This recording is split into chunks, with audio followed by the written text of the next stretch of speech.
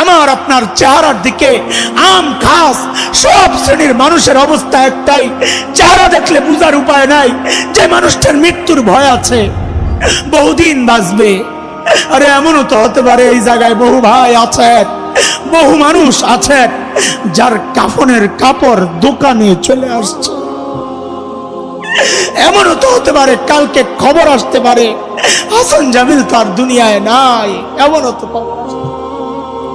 কেন এমন নিশ্চিন্ত হয়ে গেল? চুল পাইকা পাইকা সাদা হয়ে গেছে, গুনাহ ছাড়তে পারি না।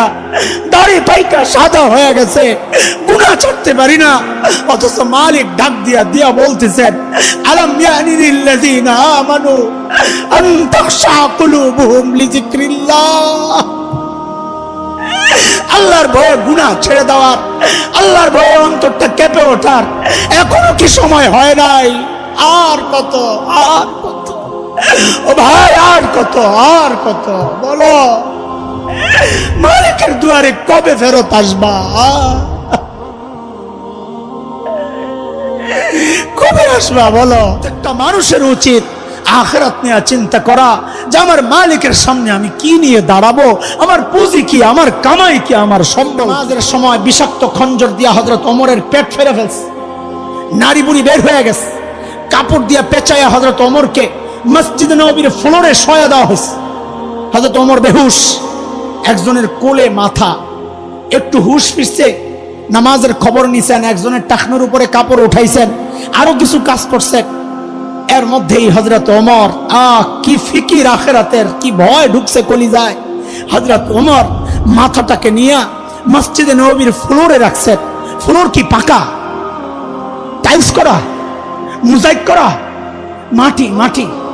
অর্ধ জাহানের বাদশা, জান্নাতের সুসংবাদ পাওয়া ওমর, নবী যার বাড়িও জান্নাতে দেখছেন, সেই ওমর মুখটাকে নিয়ে জমিনের উপর রাখছেন, গালগুলাকে মাটির সাথে ঘষতেছেন আর কামতেছেন, বলতেছেন, ওয়াইলুল লাকা ইয়া ওমর ইন লাম ইয়াগফির লাকা রাব্বুক।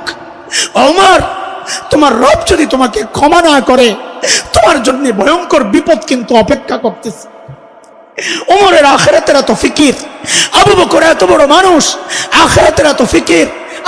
সাইয়েদনা আবু বকর নির্জনে দূরে চলে যেতেন, চিৎকার করে করে কাঁদতেন আর বলতেন, ইবনে আবি কুহাফা, ও আবু কুহাফার বেটা, তুই মানুষ কেন হইলি রে? তুই মানুষ কেন হইলি? এখন আল্লাহর সামনে কি জবাব দিবি, কেমনি হিসাব দিবি? গাছের দিকে তাকায়া তাকায়া সাইয়েদনা আবু বকর চিৎকার করে করে কাঁদতেন আর বলতেন, ইয়া লাইতানি কুনতু ওয়ারাকা, আমি মানুষ না হইয়া যদি গাছের পাতা হইতাম তো আল্লাহর সামনে আমার হিসাব দেওয়া লাগতো না। ওমর এত বড় মানুষ হয়ে আখিরাতের এত ফিকির, আবু বকর এত বড় মানুষ হয়ে আখিরাতের এত ফিকির। আরে দোস্ত, ওই ফিকির তো হওয়া দরকার ছিল আমার মতো গুনাহগারের, অথচ আমার কোনো ফিকির নাই। কেন রে ভাই? আমাকে কে গ্যারান্টি দিল যে আমার মৃত্যু যন্ত্রণা হবে না? আরে ওমর তো গ্যারান্টি পাইছে, ওমর ফিল জান্নাহ, ওমর জান্নাতি। আবু বকর তো গ্যারান্টি পাইছে, আবু বকর জান্নাতি। আমাকে আপনাকে কে গ্যারান্টি দিল যে আমাদের কবরের আযাব হবে? কে গ্যারান্টি দিল বলেন? আবু বকর তো গ্যারান্টি পাওয়া মানুষ, তাও এত চিন্তা। ওমর তো গ্যারান্টি পাওয়া মানুষ, তাও এত চিন্তা। আমাকে কে গ্যারান্টি দিছে যে আমি জাহান্নাম থেকে বাইচা যাব, জান্নাত পায়া যাব? ওমর তো গ্যারান্টি পাইছেন, ওমরু ফিল জান্নাত, তাও কান্দে, তাও কান্দে। বীরের বোন যদি হাসরের মাঠে তোমার সামনে দাঁড়ায় যে আমি ধর্ষিত হয়েছি মুশরিকদের দ্বারা, তুই আমার মুসলমান ভাই একটা প্রতিবাদ করতে পারস নাই। ইরাকের মা যদি দাঁড়ায় যায়, আমি আমার স্বামী আমার সন্তান হারাইছি, প্রতিবাদের জন্য আগাছ নাই। ফিলিস্তিনের বোন যদি দাঁড়ায় যায়, ভাই যদি দাঁড়ায় যায় যে ইহুদি কর্তৃক নির্মম নিষ্ঠুরতার শিকার হয়ে শাহাদাত বরণ করেছি, বছরকে বছর জেল কেটেছি, মুসলমান বাংলাদেশ একটা প্রতিবাদের জন্য আসতে পারো নাই।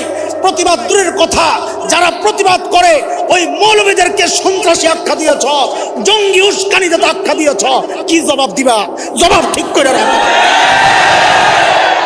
জবাব ঠিক করে রাখো। কোনো জবাব নাই। মাঝে মধ্যে আমি নিজেই ভয়ে আটকায় উঠি। যে আমার আরাকানের বোন যদি দাঁড়ায় যায়, এই দাঁড়া, জান্নাতে যাবি না, দাঁড়া। আমি ধর্ষিত হয়েছি, তুই কি করছস? তুই আমার ভাই মুসলমান।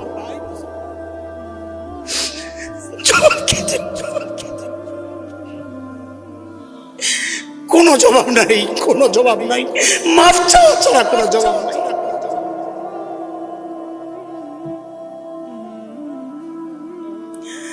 আমি পরিবর্তনটা দেখাইতেছি। কাদের কথা শোনাইতেছি বলে?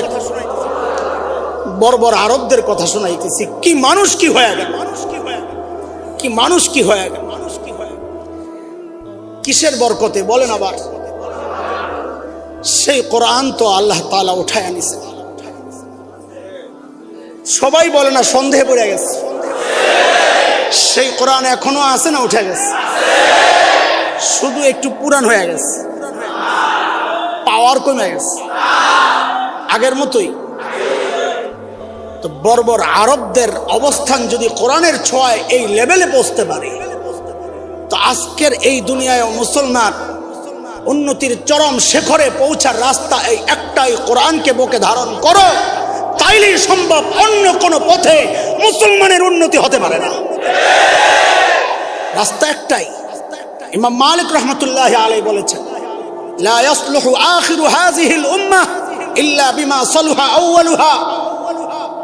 এই উম্মতের শেষ যারা, তাদের উন্নতির রাস্তা একটাই, যেই পথে পূর্বের যারা ছিল তারা উন্নতি করেছে। রাস্তা একটাই, সেটা হচ্ছে কোরআনের পথ, সুন্নাহর পথ। রাস্তা একটাই। ঠিক তো বলতেছি, ঠিক তো বলতেছি। কিন্তু মাথা থেকে পা পর্যন্ত একটু চেক শুরু করি, মাথা থেকে পা পর্যন্ত একটু চেক শুরু করি। ওরা আমার নবীকে নিয়ে কটূক্তি করেছে, আমি ফুসছি। হ্যাঁ, ফুসারিত কথা, ঠিক আছে, এটা ইমানি চেতনা, ফুসতে হবে। কিন্তু আমার জিজ্ঞাসা, মাথা থেকে পা পর্যন্ত আমার নবীর কোন আদর্শটা তুমি লালন করো? তোমার চুল নায়কের মতো, তোমার জামাটা গায়কের মতো, তোমার পোশাক, তোমার টাই, তোমার আখলাক, তোমার চরিত্র, বিবির পোশাক, হিন্দি সিনেমার সিরিয়ালের মেয়েদের নর্তকী বেশ্যাদের পোশাক, বিবি আর মেয়েকে না পড়াইলে তুমি নিজেকে সমাজে স্মার্ট হিসাবে প্রকাশ করতে পারো না। জিল্লতি, অধপতন আসবে না কেন? আমি মনে করি আমার উন্নতির রাস্তা বুঝি ইহুদি নাসারাদের পথে না। ওদের উন্নতির রাস্তা একটা, আমার আপনার উন্নতির রাস্তা আলাদা। ছোট্ট একটা উদাহরণ শোনাই। আমাদের শেখ মুফতি তাকি ওসমানী দামাত বারাকাতুহুল আলিয়া পেশ করেছেন এই উদাহরণ। উপলব্ধির চেষ্টা করেন, উপলব্ধি, গল্প কিসসা শোনানো মাকসাদ না আমার। আপনাদের ভেতরের চেতনাকে জাগাইতে চাই। আমি নিজেও জাগতে চাই, আমি নিজেও দুর্বল। ওদের পরিবর্তন হলে পরিবর্তন আমাদেরও সম্ভব। কোরআন তো একটাই।